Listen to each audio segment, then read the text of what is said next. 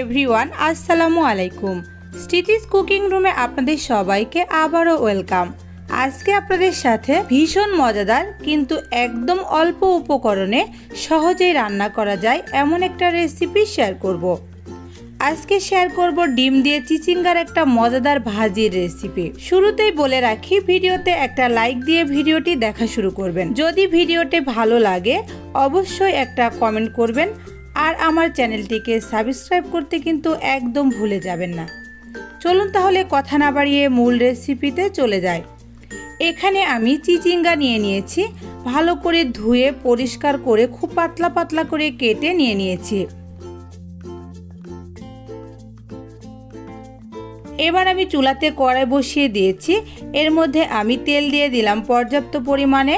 এবার কুচি করে রাখা পেঁয়াজও আমি দিয়ে দিলাম পর্যাপ্ত পরিমাণে।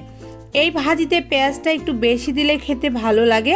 আপনারা আপনাদের পছন্দ অনুযায়ী পেঁয়াজটা বাড়িয়েও দিতে পারেন, কমিয়েও দিতে পারেন। কিছুক্ষণ নেড়ে চেড়ে যখন পেঁয়াজটা আমার ভাজা হয়ে গিয়েছে, এবার আমি এর মধ্যে আগে থেকে ফেটিয়ে রেখেছিলাম 3টা ডিম, সেই 3টা ডিম আমি এর মধ্যে দিয়ে দিচ্ছি। ডিমটা দিয়ে খুব ভালো করে নেড়ে চেড়ে এটাকে আমি ক্রাম করে ভেজে নিব। আপনারা দেখলে বুঝতে পারছেন খুব ঝুরা ঝুরা করে আমি ক্রাম করে নিয়েছি। এবার আমি এর মধ্যে চিচিঙ্গাগুলা দিয়ে দিচ্ছি। চিচিঙ্গাগুলো সব দেওয়া হয়ে গেলে আমি এবার এটাকে নেড়ে চেড়ে দিচ্ছি। চুলার জালটা কিন্তু আমি মিডিয়াম টু লোতে রেখেছি। ভালো করে নাড়া হয়ে গিয়েছে। এবার আমি এর মধ্যে কাঁচা পাকা 4টে মরিচ দিয়ে দিচ্ছি। মরিচটা অবশ্যই আপনারা আপনাদের টেস্ট অনুযায়ী দিবেন। দিয়ে দিলাম হাফ চা চামচ হলুদ, দিয়ে দিচ্ছি সামান্য পরিমাণে শুকনো মরিচের গুঁড়া। আমি মরিচের গুঁড়াটা খুবই অল্প দিয়েছি, যেহেতু আমার বাসায় বাচ্চারা খাবে। আপনারা যদি বেশি চান তাহলে কিন্তু একটু বাড়িয়ে দিতে পারেন। এবার আমি স্বাদমতো লবণ দিয়ে দিচ্ছি। লবণটা দেওয়া হয়ে গেলে আমি খুব ভালো করে এটাকে নেড়ে চেড়ে মিশিয়ে নিচ্ছি।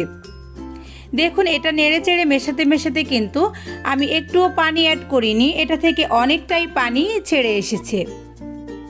ভালো করে নেড়ে একখানে রেখে এটাকে এবার আমি ঢেকে দিচ্ছি কিছুক্ষণের জন্য। দেখুন, এটা আমি ঢেকে কিছুক্ষণ রান্না করে নিয়েছি। পানিটা এবার কিন্তু শুকাতে শুরু করেছে। এবার আমি চুলার জালটা হাই হিটে করে দিয়ে ঢাকনাটা খুলে আমি এটাকে ভেজে নিব পানিটা শুকানো পর্যন্ত।